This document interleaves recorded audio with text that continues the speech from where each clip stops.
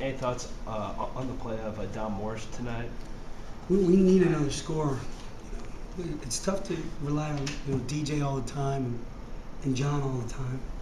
So it was nice to add somebody new to the mix, and for us to be a good team, to be a really good team, which I still think we can do without Jake.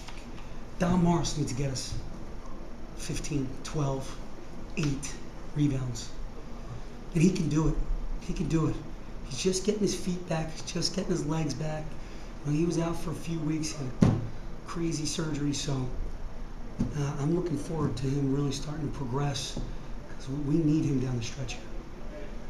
Coach, with Jeff Block not 100% yet, and Jake still out with injury, is there more focus on the team rebound? Because I think you guys seem to be doing a good job. There's no doubt about it. I say swarm the basketball or gang rebound. I mean, Matt Griffin had 6 rebounds, I think, right? 7. He had 7 rebounds. I mean, that's a 5'10" point guard getting 7 rebounds. Huge.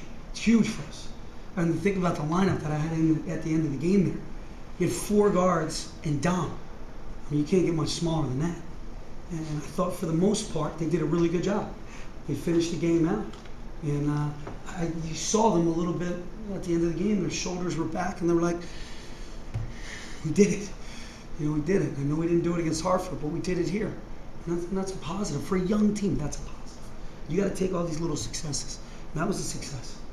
And we could have lost this game tonight. And I still thought the way we came back, we still hung in there, especially when they had a guy who was on fire. You know how that is. We've seen John do it a ton of times.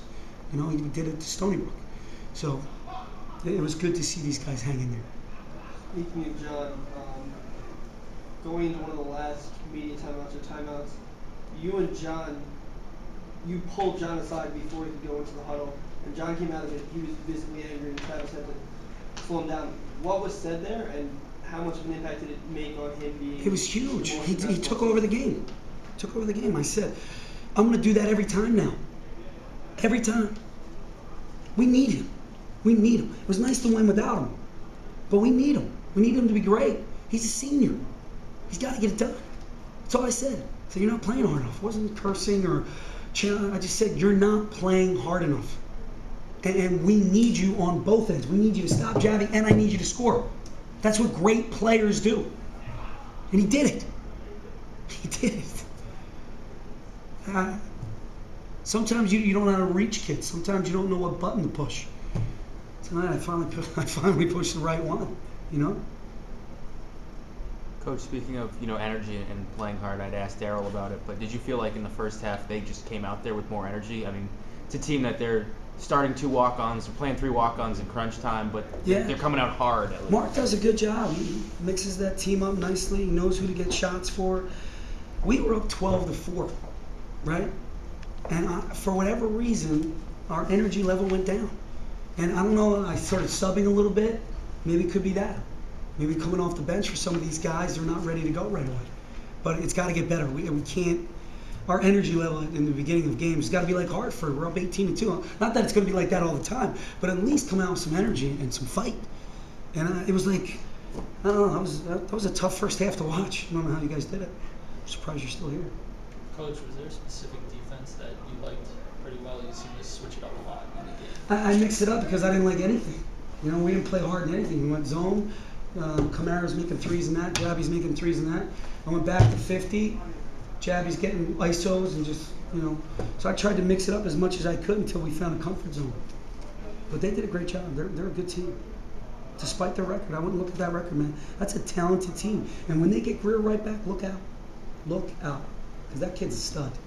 Coach, Binghamton had 17 offensive rebounds, a lot of second chance opportunities still for the opposition. 17 last week. Again, we're playing 4 guards a lot. Playing 4 guards a lot. Sometimes that's going to get you. And again, I look at the 5. I said this last time. There's 5 dead ball rebounds. So at least you're setting up your defense. That's not the worst thing. But you're right. We got to do a better job on the offensive glass. Jeff today at one point seemed like he got into a little bit of a groove, just running up and down the floor.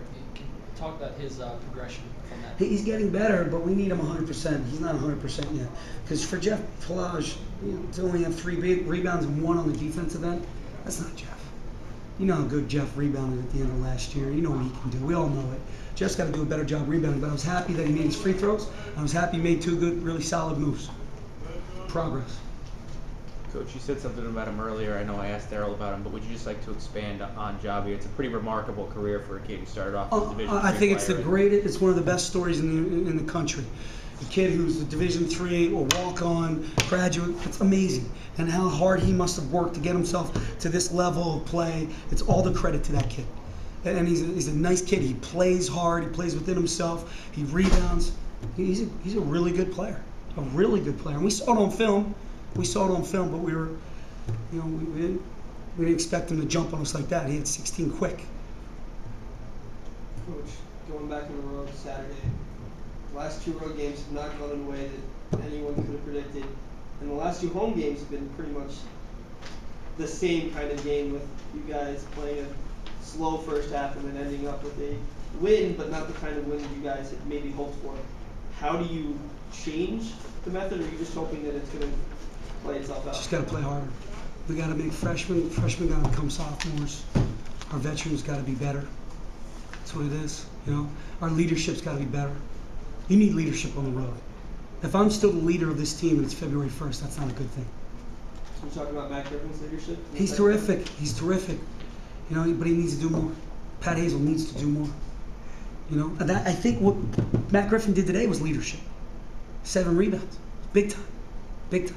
But we need that effort, that same effort. But we need every guy, man. We're not good enough where we can just have, John out there and Daryl making shots. And, there's no Jake. Jake's not doing his inside-out thing. He's not getting 8 to 10 rebounds. So we need every guy. Every guy that steps on the floor needs to have positive minutes. We do the hockey thing. We do plus and minuses. I know who's positive and I know who's negative. We need more positive than negative. What's the timetable on